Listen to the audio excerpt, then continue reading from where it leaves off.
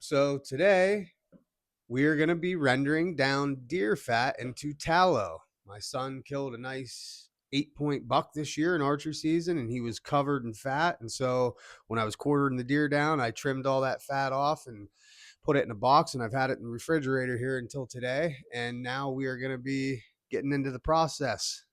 Here we go. All right, so the next step is to try and get as much of the meat off of the fat as possible. As you can see here, just big old chunks of fat came off this deer. So try and remove as much of the meat as we can. All right, so we have it now all cleaned up the best we can get it, and now we're just chunking it down into like 1-inch chunks. All right, so here we go. We got all our fat cut up into chunks. So the next stage is to transfer this into your big pot.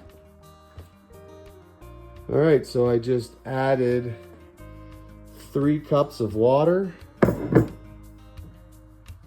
And what you're trying to achieve is just about a 1/2 inch of water on the bottom of your pan. And that's about what I got there. Then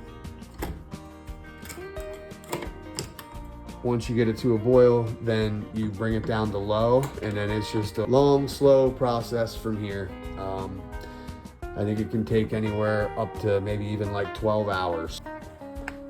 All right, so it's starting to heat up. I can see things happening in there a little bit, so we're gonna go ahead and add some red mint salt, and this will help pull out any impurities during the process.